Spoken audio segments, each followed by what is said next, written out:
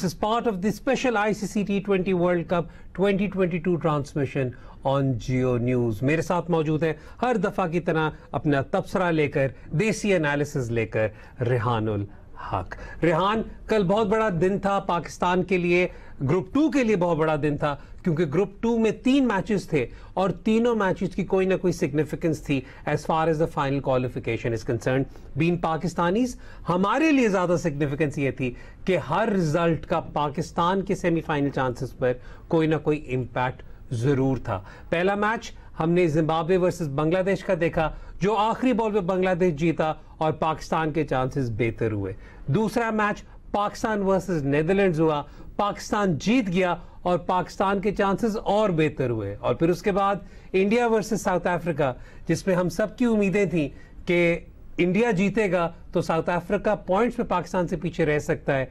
उसका नतीजा इंडिया के खिलाफ हुआ, which meant कि पाकिस्तान के भी खिलाफ हुआ। Now the challenges for Pakistan to reach semi-finals have increased काफी हद तक। लेकिन आप शुरू करेंगे पहले अपनी परफॉर्मेंस पे, जो अपने हाथ में चीज है पहले उससे फोकस करेंगे।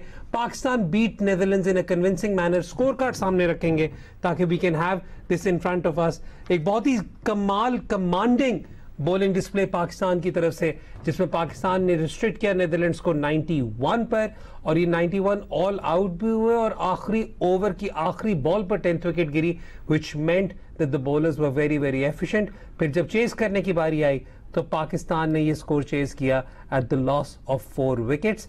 क्रिटिसिज्म आया जरूर कि क्या पेस बढ़ाई जा सकती थी, स्ट्राइक रेट बढ़ाया जा सकता था। आज इस शो में इस पे जरूर बात करेंगे, लेकिन ये जो रिस्ट्रिक्शन थी ऑफ 91 रन्स, इसमें खास बात थी कि बॉलर्स की परफॉर्मेंस बड़ी अच्छी थी एंड रेहान ने परफॉर्म किया।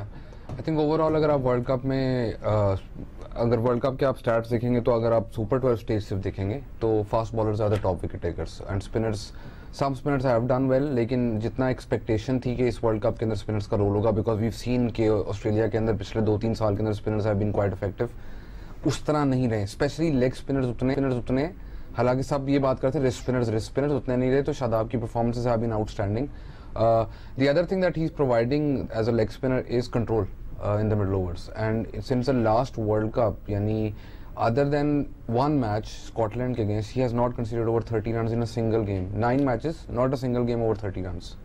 But that's phenomenal. Yeah, that's phenomenal. और हम ये वाली बात ये भी प्लीज दिमाग में रखें कि जब पिछले साल वर्ल्ड कप में शादाब जा रहे थे तो कुछ लोगों ने ये भी क्रिटिसिज्म दी थी कि आपके लीड लेग स्पिनर है और इन्होंने विकेटें उतनी फ्रीक्वेंसी से नहीं ले रहे। लेकिन उसके बाद से रेहान, एक तो पहली बात ये, I don't think many people realise this कि जब से शादाब ने डेब्यू किया है, I think Shadab is what one of the top 2 or 3 players with the most man of the match awards. Yeah, I think he's tied with Rizwan. He's tied with Rizwan right now with कल का वो जो award है उसका, and amongst bowlers he's head and shoulders above everyone else in terms of player of the match awards.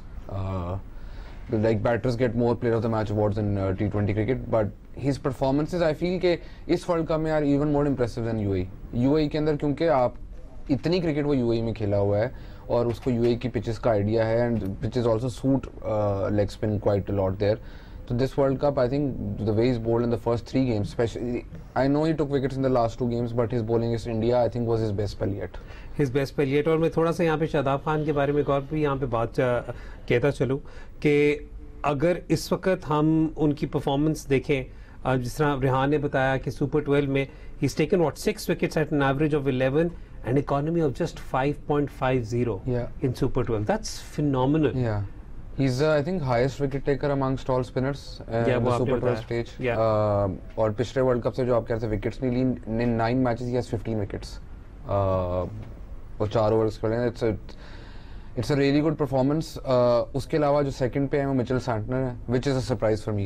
Generally I thought Santner would provide more control to New Zealand, but he's the other standout spinner in this World Cup के जिस तरह उसने bowling करवाई है for New Zealand and get picking up wickets at crucial points, and he is not a wrist spinner, he is a left arm orthodox spinner. और जिस तरह New Zealand उसको यूटिलाइज ना सिर्फ लेफ्ट आर्म ऑर्थोडॉक्स बल्कि ऑर्थोडॉक्स का भी मोस्ट ऑर्थोडॉक्स बॉलिंग, एंड जिस तरह न्यूजीलैंड उसको यूटिलाइज कर रहा है, no wonder they are doing well in this world cup. ठीक है, अच्छा मैं वैसे यहाँ पर कोई शरारत करना नहीं चाहता, लेकिन मैं थोड़ी बहुत ही कर लूँ। जब हम अमूमन बात करते हैं कि T20 में विकेट टेकर्स सबसे ज़्यादा कितने, तो ऑब्वियसली बात है कि the stand out wrist spinner in the world is Rashid Khan. Rashid Khan has taken close to 120 wickets in T20 internationals, सारा कुछ. लेकिन राशिद खान का रिकॉर्ड अगेंस्ट टॉप 6 कर लें, टॉप 6 टीम्स कर लें, उसमें आप श्रीलंका, जिम्बाब्वे और आप उन्हें अगर निकाल दें वेस्ट इंडीज को निकाल दें. 6 rank teams currently are Australia, England, Pakistan, South Africa, New Zealand and India. अगर आप सिर्फ इनका रिकॉर्ड देखें तो ठीक है, माना कि उन्होंने सिर्फ 8 मैचेस खेले हैं, but he's only taken 8 wickets against his remaining wickets have come against lower ranked teams, जबकि शादाब का most of his career he's played against top 6 teams. I think comparison for me Rashid is still a better bowler. Obviously, I mean Rashid has more of a threat, but what I'm saying is that there is still, I mean, क्योंकि he's just 24 as well. I know Rashid is 21, 22. Yeah. But Shadab is still 24. Yeah. So this is one, let's just say, spin rivalry that I'm really looking forward to in the future. Yeah, I think जो leg spinners का हम बात करते हैं कि अभी currently दुनिया में अगर आप लेग स्पिनर्स देखें तो राशिद खान, शादाब खान, हासारंगा, राइट नाउ इन तीनों का basically if any team wants to pick them franchise cricket हो तो they get picked. These are the first 3 names on your list. There's a reason that these guys get picked in the Big Bash. Any league that they play, they are the first few names on the list. It's सिर्फ ये बात नहीं है कि वो out करके दे रहे हैं. तीनों ने अपनी एक चीज़ बहुत इम्प्रूव की है. एक तो तीनों अच्छे फील्डर हैं और तीनों में एक और कॉमन चीज़ है कि they contribute with the bat. अच्छा रेहान, बहुत कॉन्वर्सेशन यहाँ पर होगी. चलते हैं ज़रा मैच की तरफ वापस आते हैं. नेदरलैंड्स ने टॉस जीता, नेदरलैंड्स ने पहले बैटिंग करने का फैसला किया. Shaheen Shah Afridi looked much better yesterday. Yes. And Shaheen took his first wicket of the tournament as well. There was a sense of relief there as well. जिस तरीके से हारिस रऊफ बॉलिंग करते आ रहे हैं, अब तो आई थिंक वो एक फुटनोट वही होगा जिस दिन हारिस बुरी बॉलिंग करेंगे उसी दिन हम ज्यादा नोटिस करेंगे उन्हें. लेकिन hats off to Haris, the way he is bowling. One person has a better economy than Shadab in this World Cup, and that's Haris. That's Haris, and that's even more unbelievable, keeping in mind कि वो death से ही bowling करता है. Unbelievable. अच्छा, तो अगर हम इस वक्त चले, शाहीन की भी होगी, वसीम ने 1-2 यॉर्कर कराए, 146, 148. So I mean उस सेंस में the bowling did really well. वो जो एक आपका गिला था कि 6 बॉलर से कम एक ओवर तो कराओ शुरू में, वो गिला भी दूर हो गया. बिल्कुल. तो चले आपके तो सारी चीजें आपकी नहीं, मेरे सारे गिले नहीं दूर हुए. अच्छा, नहीं आपके सारे गिले दूर हो गए. वो दूर हो भी नहीं सकते कभी भी. अच्छा, अब चलते हैं पाकिस्तान की बैटिंग की तरफ. A total that they were chasing just 92 runs, and I can completely understand the safety first approach कि यार विन तो आप जीतो, लेकिन यार it's 92. You should have accelerated. एक तो 92 जब भी आप कहते हैं तो मेरे ज़हन में 92 में भी यही हुआ था, तो अभी इस बारिश ने हमें बचाना है. खैर वो देखें, सिंपल बात इसमें यह है कि एक तो आपको ये कंसिडर करना है कि आप मैच कहाँ पर खेल रहे हैं. तो safety first approach in the first 5-6 over still make sense, because Perth के ऊपर आपने अगले मैचेस भी देखे उस जो इंडिया और साउथ अफ्रीका का हुआ था, ball was seeming around. And by the way I know it's very easy for people to say कि ओ यू नो ये तो सिर्फ नेदरलैंड्स थी और नेदरलैंड्स के अगेंस्ट भी अटैक नहीं कर सके ये वो. Yes, after the first 6 overs they could have attacked when they were closer to the target, when I think 30 were required and they were only lost 2 wickets, then you could have accelerated. उससे पहले by the way Netherlands का जो bowling attack है, just because they are Dutch they don't get as much credit. ठीक है. Glover bowled beautifully. Glover bowled beautifully and मैं आपको कल भी कह रहा था कि मीखरन is a top bowler. और इस पिच के ऊपर उसकी height and the pace that he has would have troubled, and उसका एंड में फिगर्स वही थे 4 ओवर में आई थिंक 16 या 17 उसने दिया. But the point here is कि yes, after the first you had seen out the new ball and if उसके बाद you could have attacked. But the other thing is कि मैं सबको ये बताता चलूं कि जो नेट रन रेट, अगर फॉर एग्जांपल अगर South Africa's other match gets rained out. We'll discuss that. Yeah. We'll discuss that once we discuss the South Africa India match. Yeah. वो जो हम possible scenarios हैं कि अब क्या हो तो पाकिस्तान कहाँ पहुंच सकता है, वो अब ज्यादा आसान हो गया बाय द वे कैलकुलेट करना. वो ज्यादा कम मैचेस होते जाएंगे उस तरह आसान ऑब्वियसली बात है क्योंकि मैच सिंपल होते जाएंगे. लेकिन कमिंग मैच सिंपल होंगे, सिनेरियोस मुश्किल हो जाएंगे. कैलकुलेशन आसान है, सिनेरियो बहुत मुश्किल है. सिनेरियो तो मुश्किल होते जाएंगे. अच्छा, लेकिन Fakhar Zaman coming in, he looked impressive when he started off. Yeah very impressive. मेरा फ़खर के साथ हमेशा से जो एक बहुत वो है कि I know he did not score many runs. I know कि there's been a lot of criticism about him. Even when Rizwan was promoted to opener, people forget कि फ़खर की run of form over the उससे एक साल पहले run of form इतनी अच्छी नहीं थी international cricket में। 10 की एवरेज थी कि 15 की एवरेज थी। Again, but the thing here is कि if you can honestly tell me, and again data से ये prove भी होती है, if you can honestly tell me there's a top order batter in Pakistan who has a higher ceiling than Fakhar Zaman, तो please show me the guy. By ceiling I mean के if Fakhar has a good day, he will score a century, ठीक है, or a 90 or a 70 or a 60 and or a 200 yeah, but वो तो one day में ना, but वैसे क्या आपने T20 में 200 करवा दी, पर वो जो इसकी 60-70 होगी ना, उसकी जब pace at which he will score eventually will be very high.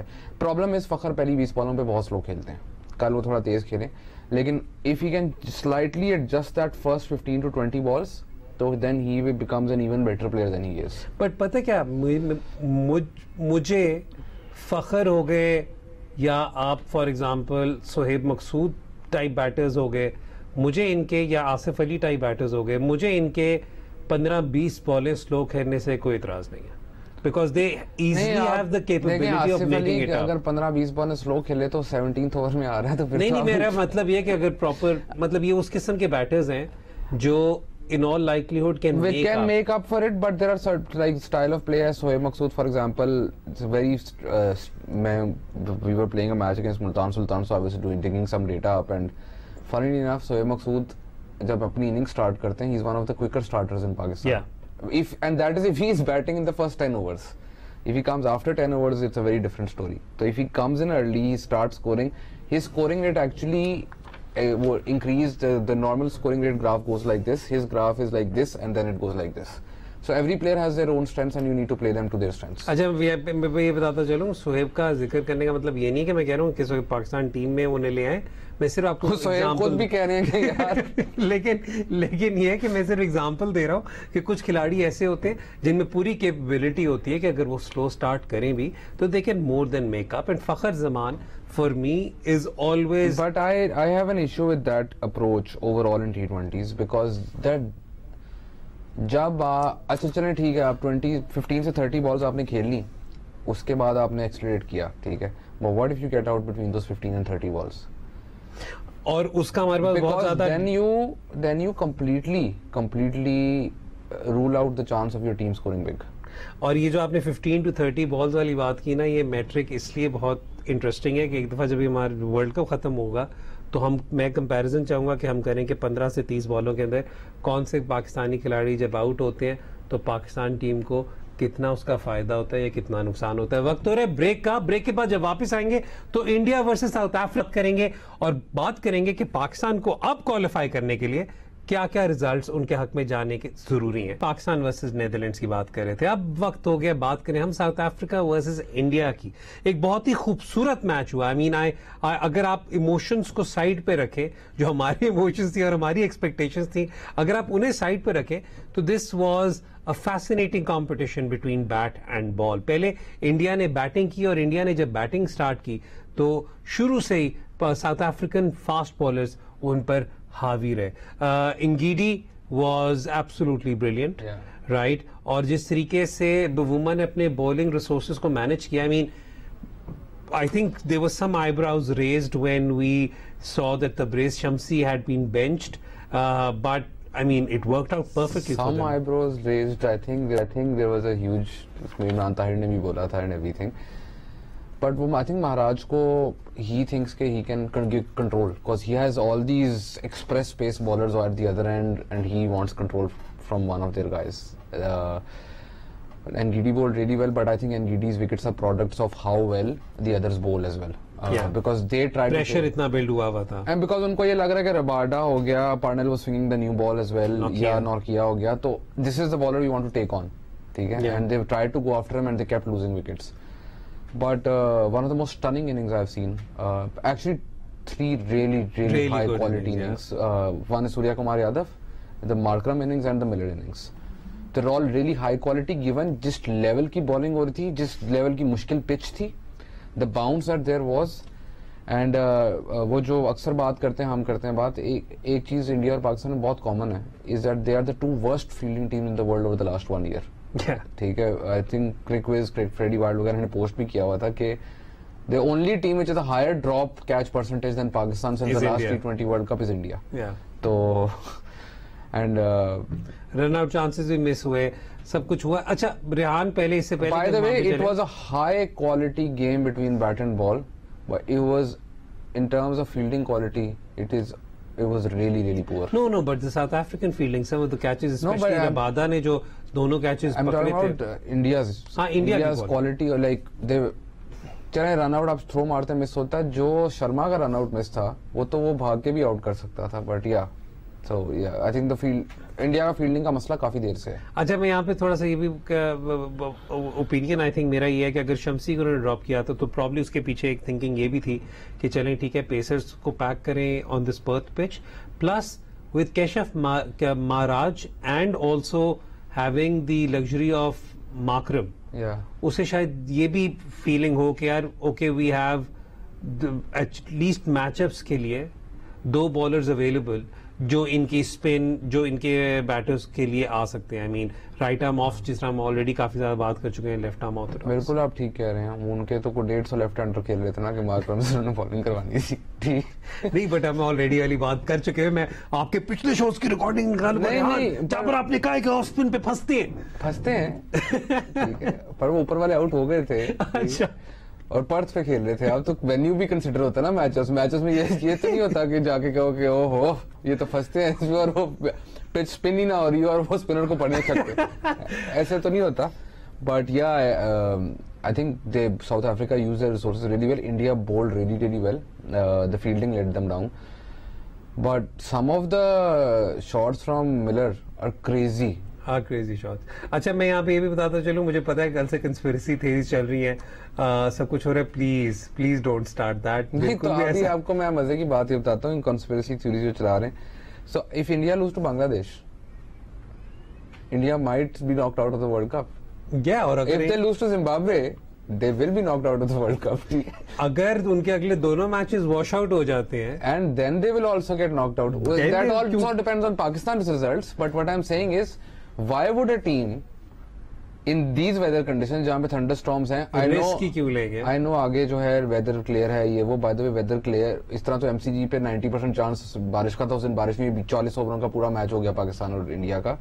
But Australia का भी करंट वेदर सिचुएशन ऐसी है कि you never know where thunderstorm is going to hit. अच्छा, ये मुझे मौका मिलता है to segue into the conversation कि आप पाकिस्तान अगर क्वालिफाई करना है तो क्या जरूरत है हमें। पहले तो ये कि बताते चले रेहान के पहले नंबर ऑफ विन्स हैं over net run rate. Yes, so for example अगर साउथ अफ्रीका का वॉश आउट होता है मैच नेदरलैंड्स वाला and Pakistan wins against south Africa, Pakistan और साउथ अफ्रीका दोनों के 6-6 पॉइंट हो जाते हैं। In that case, Pakistan will be above South Africa. क्योंकि पाकिस्तान की 3 विन्स होंगी, जबकि साउथ अफ्रीका की 2 विन्स होंगी और 2 wash out. Net run rate only comes into play if number of wins between two teams is the same. अगर number of wins आपकी higher हैं, तो the team with the higher number of wins qualifies. मतलब ये कि अगर बांग्लादेश जीत गया 2 matches अपने और बांग्लादेश के 6 पॉइंट होंगे तो उनका साउथ अफ्रीका से, अगर साउथ अफ्रीका वॉश आउट होता है तो साउथ अफ्रीका के ऊपर होंगे वो। that's the one scenario is कि नेदरलैंड्स वाला मैच या साउथ अफ्रीका हार जाता है या बारिश हो जाती है, ठीक है, और पाकिस्तान अपने साथ दोनों मैच जीत जाता है, जिसकी प्रोबेबिलिटी बहुत कम है because again the forecast says no chance of rain between the South Africa Netherlands match. Then the other option is कि इंडिया लूजेस टू बांग्लादेश और इंडिया लूजेस टू जिम्बाब्वे, और या इंडिया के दोनों। जिम्बाब्वे से अगर इंडिया हारा तो इंडिया बाहर निकलेगा, पाकिस्तान को कोई फायदा नहीं है। पर लेकिन ये दोनों वॉश आउट हो जाए, इंडिया के दोनों वॉश आउट हो जाएं और if they lose to Bangladesh तो in that case it comes down to net run. नहीं, सिंपल है यार। हाँ, बहुत सिंपल है। इस वक्त जैसे जैसे हम डिस्कस करें और होता है ट्वीट्स का वक्त हो रहा है, लेट्स टेक द ट्वीट्स जी और फिर शो को वाइंड अप करेंगे once we done with the tweets. Tweets को जल्दी से स्क्रीन पर ले। पहला ट्वीट हमारे सामने, बहुत ज्यादा ट्वीट्स ऊपर नीचे थे लेकिन ये मुझे बहुत अच्छा सवाल लगा था। ये उबैद पूछ रहे हैं कि पिछली दफा पाकिस्तान जो शाहीन से उन्होंने जब ऑस्ट्रेलिया को टूर किया था वो 2009 में टूर किया था। इंडिया ने ऑस्ट्रेलिया को हराया टेस्ट सीरीज में, ऑस्ट्रेलिया के अंदर ही, और उनकी नई टीम्स भी जो सारे हैं, नया कैप्टन रेहाने वगैरह,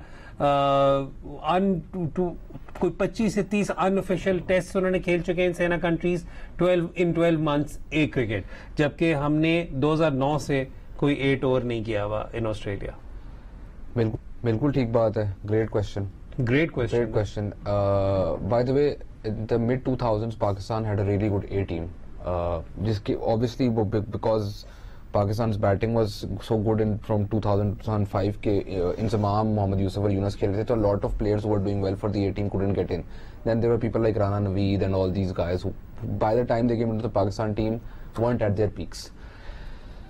अच्छा, आपके पास उस टाइम पे एक लग्जरी थी कि आपका बैकअप था, ऑल्दो पाकिस्तान के रिजल्ट्स को इतने अच्छे नहीं थे इंटरनेशनल क्रिकेट में, लेकिन लग्जरी थी, बैकअप था। अभी आप क्या मसला ये है कि every time something like this is discussed तो we go back to domestic हो रही है या नेशनल T20 कप हो रहा है या ये हो रहा है वो हो रहा है। The quality of cricket is very important. The other thing that is really important is where you are playing. ठीक है, आप ऑस्ट्रेलिया इंग्लैंड ये वो आप देयर इज अ रीजन। कल मुझे वो शादाब ने मैच के बाद बात की जब नेदरलैंड्स के अगेंस्ट, उसने कहा कि मैं तो इन सब के अगेंस्ट खेला हूँ इन काउंटी एंड ऑल। ठीक है, Haris Rauf is doing so well in Australia क्योंकि वो बिग बैश खेला हुआ है। ठीक है, Shadab is doing well in Australia because वो बिग बैश खेला हुआ है। सो बेसिकली वो अपना फ्रेंचाइज क्रिकेट का एक्सपीरियंस इधर यूज करें। सिमिलरली अगर आपने फर्स्ट क्लास क्रिकेट या टेस्ट क्रिकेट की टीम बेहतर करनी है तो आपको या तो उनको काउंटी या तो डिफरेंट जगह जिधर भी आपकी सीरीज है उसको आप एनओसीज दें या आप ए टीम टूर्स अरेंज करें। सेना कंडीशंस को तो आप साइड पे रखें। बाय द वे इंडिया जो किसी को एनओसी नहीं देता, उनके टूर्स आ रहे हैं ना इंग्लैंड में, तो वो पुजारा को, अश्विन को वो काउंटी खेलने जाने दे रहे हैं। वो भी वो जो एक और स्पिनर भी तो वहां पे खेल रहे हैं, I am forgetting the name. लेकिन मैं यहाँ पे ये बात कर रहा हूँ कि मुझे जो लास्ट याद पड़ रहा है जब ज्यादा रेगुलरली ए टीम के टूर्स हुए थे Rehan, when we were hosting England और ऑस्ट्रेलिया या न्यूजीलैंड इन द यूएई, तो उस वक्त पाकिस्तान ए टीम जरूर खेल रही होती थी मिडल ईस्ट में, अगर आपको याद हो। Yes, but the number of a team tours Pakistan के are considerably less than the other teams. Yeah ठीक हो गया, but very good question and this is something which probably the planners for the Pakistan cricket team need to look into. But I wanted this question to be discussed. अच्छे अगले question के लिए चलते हैं जी।